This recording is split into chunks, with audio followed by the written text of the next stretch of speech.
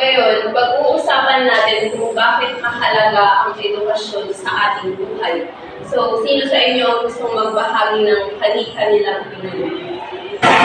Yes, Venus. Ang edukasyon ay tinuturo sa amin upang magkaroon ng magandang trabaho at maging matalino sa buhay. Magandang sagot yan, Venus. So, sino naman sa inyo ang may gusto pang magbahagi ng kanilang opinion? Tinuturuan tayo ng edukasyon upang makaligas sa exam.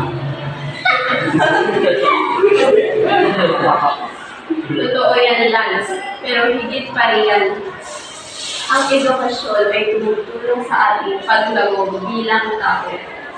So, Bless, ikaw naman, anong masasabi mo? Sa tingin ko po, natutulungan tayo ng edukasyon na maunawaan ang mundo at makagawa ng tamang desisyon. Napakagandang sagot. Maraming salamat. Rachel, ikaw naman. Ang edukasyon po ay natutulong sa atin na igalangan ang iba at makipagtulungan. Tama yan, Rachel. Mahalagang matutunan natin makisama sa iba.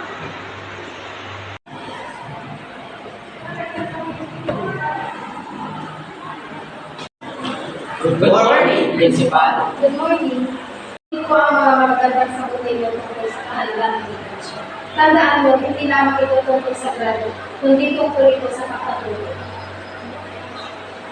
Ibig sabihin po, kahit nagkamali na, tinuturo ng edukasyon kung paano bumangon at bumangon. Tama.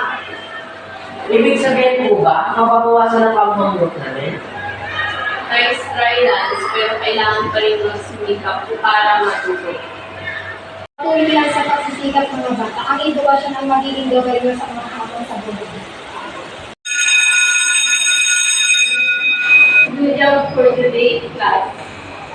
Tandaan, hindi natatapos ang pagkatuto kapag tumunod na ang bell. Ito ay habang buhay na paglalakbay.